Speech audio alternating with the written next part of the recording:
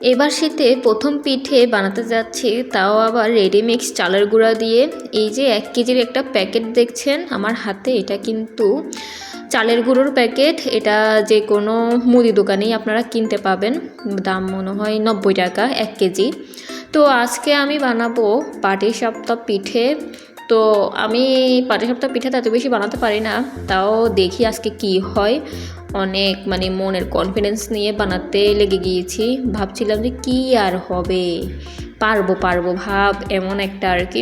তো যাই হোক, বানাতে যখন শুরু করে দিয়েছি দেখি লাস্ট পর্যন্ত কি হয়। এদিকে বাসায় একটু দুধ ছিল, তো সেই দুধ দিয়ে আমি ভাবলাম পাটিসাপটা যেহেতু বানাচ্ছি, নারকেল তো নেই, মিঠাও নেই, কেউ কী দিয়ে বানাবো নারকেল মিঠা ছাড়া, তো ভাবলাম দুধ দিয়ে একটু ক্ষীর বানিয়ে নিই। তো এখানে আমি ক্ষীর বানানোর জন্য প্রায় 1 কাপের মতো নাকি 1.5 কাপের মতো দুধ নিয়ে নিয়েছি। সেখানের ভিতরে 1/4 কাপ আমি দিয়ে দিয়েছিলাম চালের গুঁড়া, তারপর দিয়ে দিয়েছি কয়েক চামচ, ছোটো চামচের কয়েক চামচ গুঁড়া দুধ আর চিনি।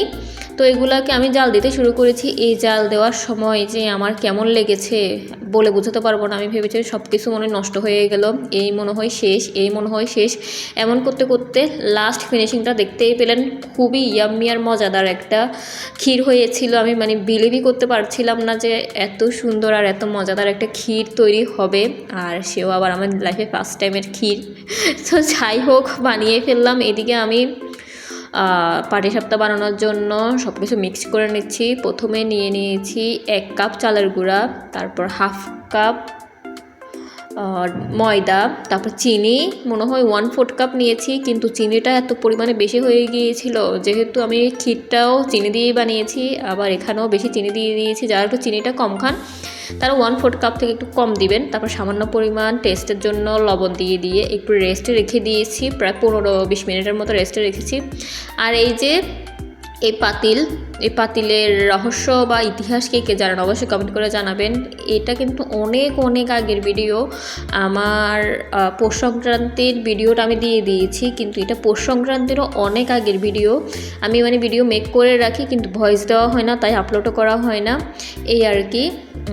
তো এদিকে এই তো পাটিসাপটা পিঠাটা আমি বানিয়ে নিয়েছি, আর আমি দেখাচ্ছিলাম যে ব্যাটার যতটুকু লেগেছে ক্ষীরটাও ততটুকু, কেমনে যে মিলে গেল আমি বুঝতেই পারি নাই।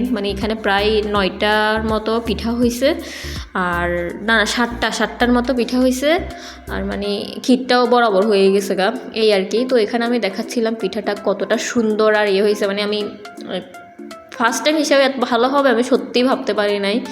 আর এতটাই ইয়াম্মি হয়েছিল যে আমার মুখের এক্সপ্রেশন দেখে আপনারা বুঝতে পারছেন, আর কাউকে তো বোঝানো যাবে না, তাই আমি বলে দিচ্ছি অনেক অনেক মজা হয়েছে। টাটা।